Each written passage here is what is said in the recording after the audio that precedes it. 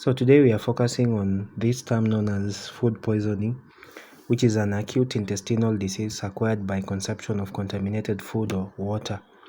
So we are not focusing on the food poisoning that people always know, but our area of focus is all about consumption of either if the food is contaminated or even water. So this includes issues like intestinal anthrax and other bacteria. So what are the possible causes of food poisoning? So we'll mainly focus on issues like in case we're having intoxication with chemicals, where we focus on fluoride, heavy metals, and other things. Apart from those, we can also talk of toxins that are always produced by bacterial growth and a variety of organic substances that may present in natural food. For example, we can talk of things like mushroom. So just a recap, you need to have a clue on what food poisoning entails. So we've talked of an acute intestinal disease and how does it come about. So it's always acquired by consumption of contaminated food or water. So what are the possible causes? So we talk of intoxication, then we mainly focus on chemicals. So we talk of fluoride and also the heavy metals. Apart from that, you need also to talk about toxins that are produced by bacterial growth, okay, and also other organic substances that may be presented in natural food, for example, mushroom. So just some sort of statistics, you need to know about the mortality rate. So for food poisoning, mortality rate is very low, but it's always high with gastrointestinal anthrax. So in case you have issues with gastrointestinal anthrax, the mortality rates always go high. Then mostly affect family members and institutions. Then is always recognized when persons sharing the same food. So we can talk of members of one household or customers eating from one restaurant, even travelers. We can talk of those on airplanes fall sick within a short time.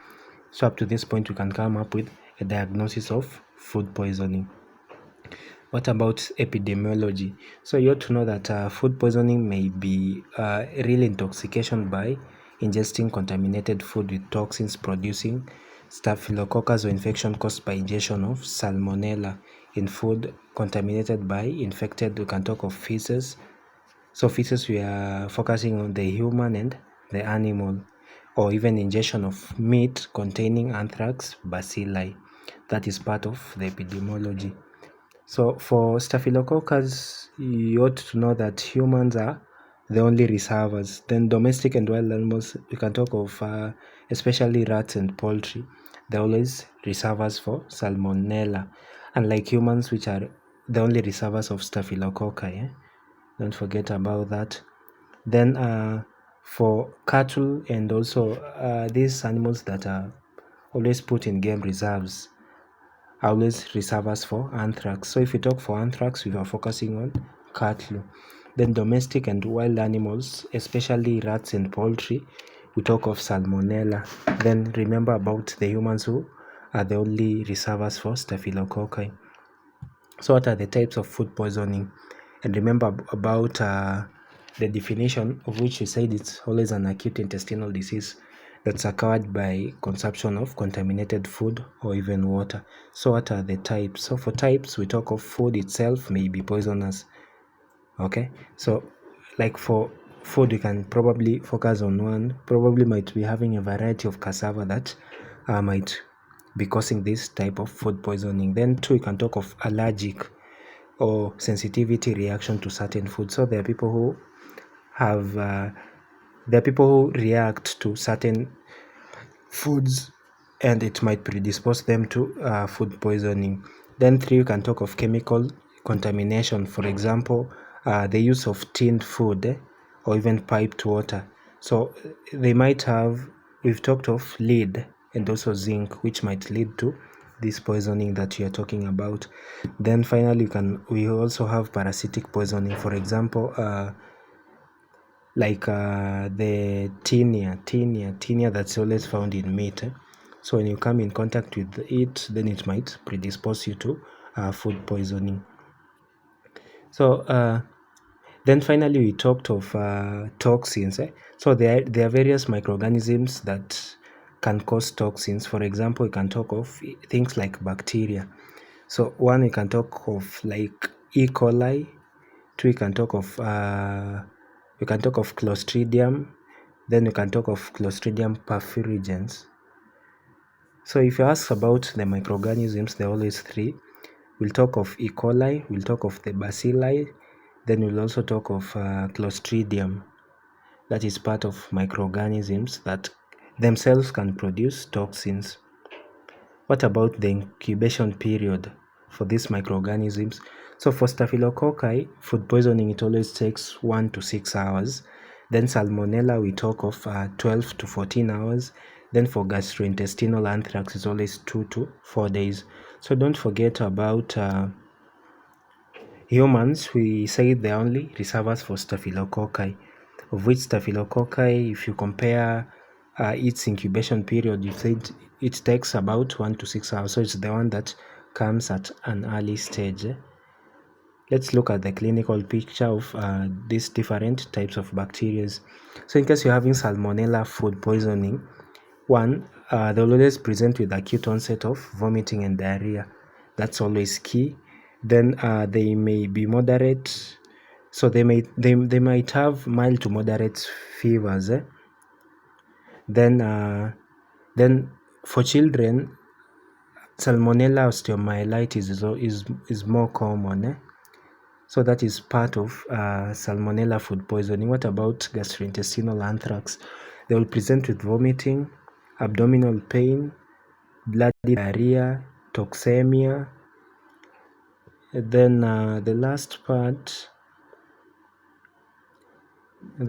we can let me try forward my slides. So the last part we can just have a clinical picture. How can we differentiate now between food poisoning and cholera? Because if you try check the signs and symptoms, they try to look,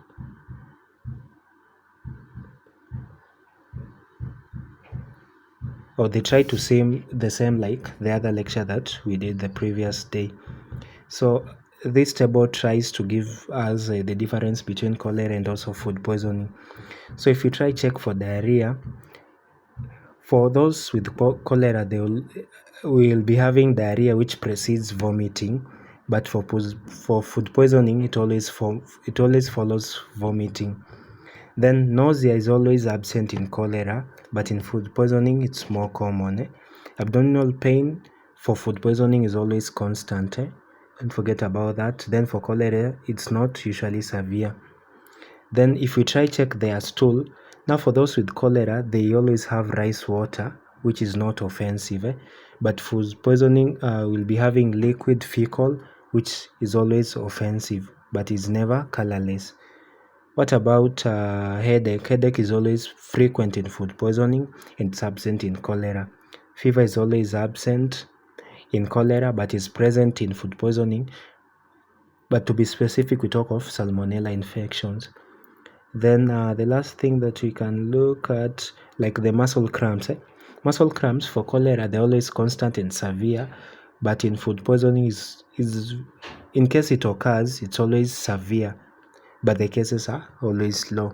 So the table tries to bring out the illustrations between the different types of signs and symptoms, comparing between cholera and food poisoning.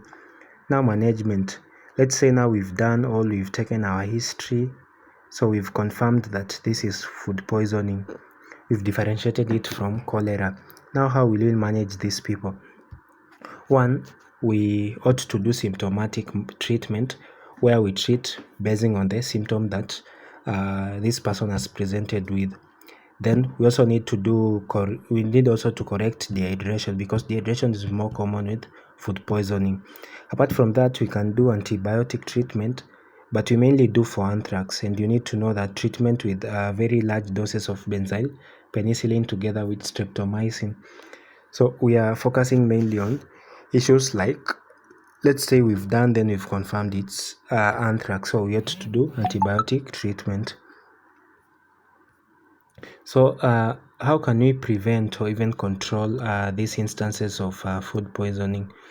So, as part of prevention, we ought to do health education, where we mainly focus on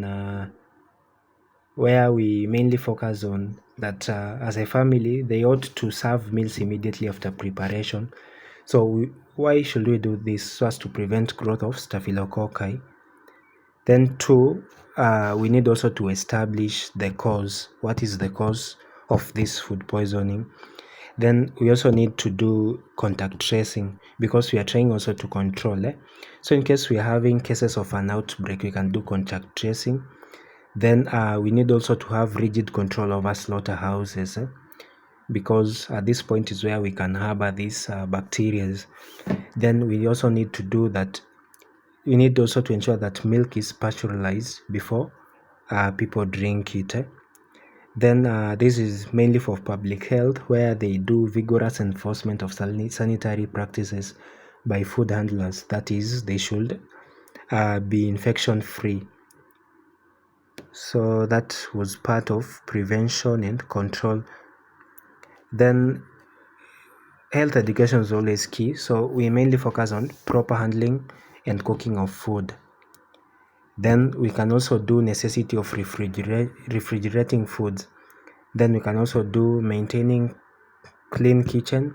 Then avoid eating animals that have died after illness, because we might not know what was the reason behind the death. Okay.